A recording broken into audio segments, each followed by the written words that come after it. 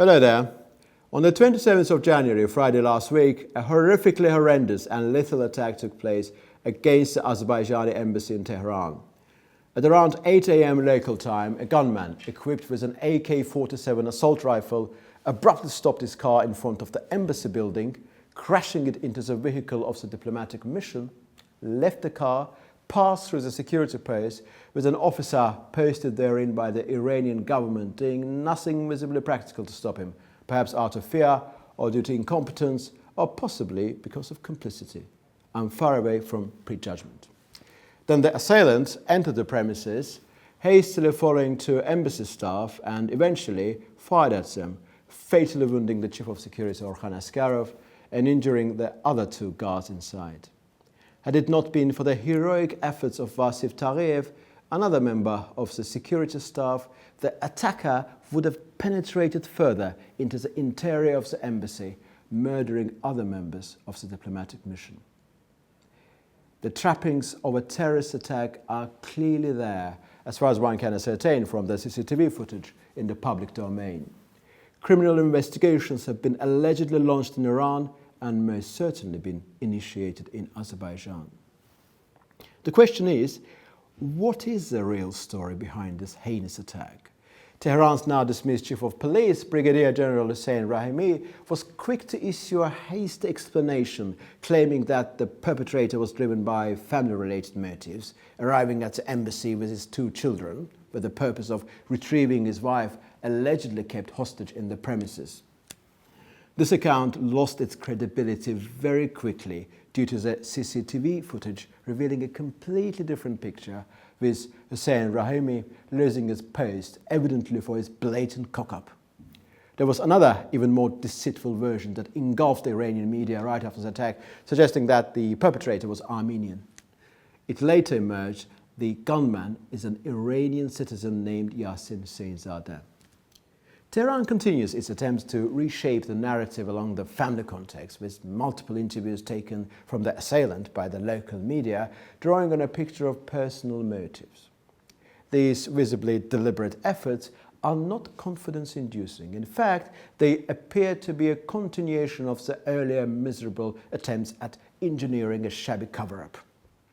What is abundantly clear and does not require any thorough investigation to determine is that Iran has manifestly failed to fulfill its international obligations in line with the 1961 Vienna Convention on Diplomatic Relations. Article 22 of the Convention states that the receiving state is under special duty to protect the premises of the mission from intrusion, damage, disturbance of the peace and impairment of its dignity. Given that the Azerbaijani Embassy in Tehran had been threatened a couple of times before their recent assault, and Baku had repeatedly urged the Iranian authorities to ensure the necessary precautions and appreciate the sensitivity of its requests, one cannot help but conclude that at least the receiving state in this particular instance failed to observe the minimum degree of diligence. One cannot even be sure that Iran inadvertently failed to fulfill its duty, for the Islamic Republic is an entity with a terrifying past.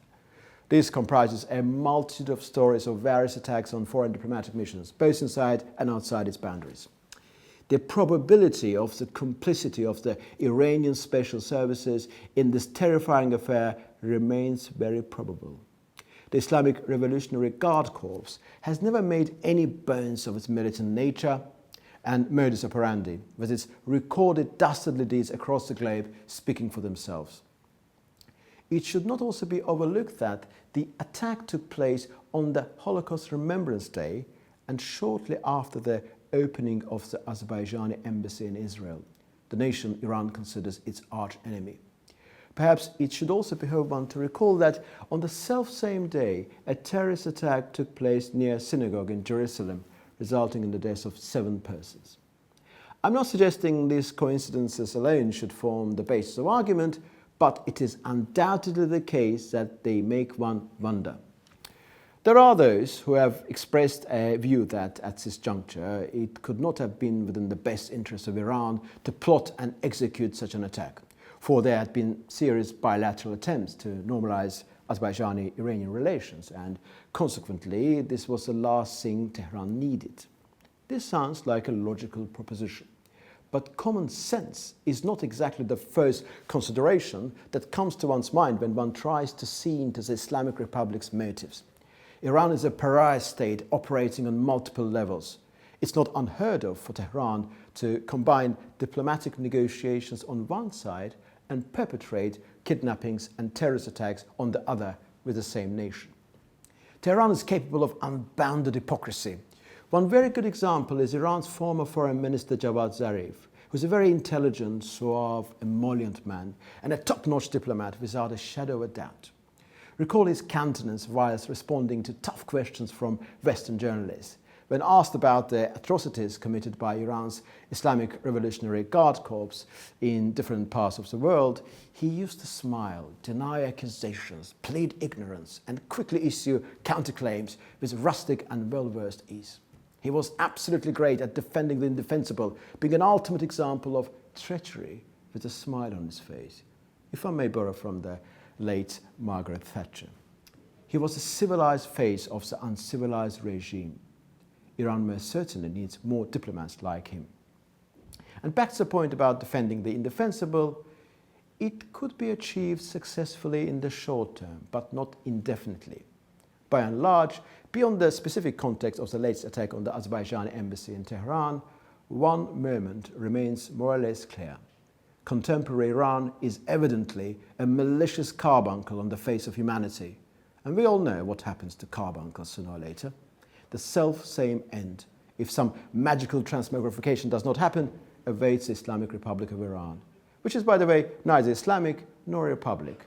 And Iran, as a geographical entity, is more than Persia. Thank you very much.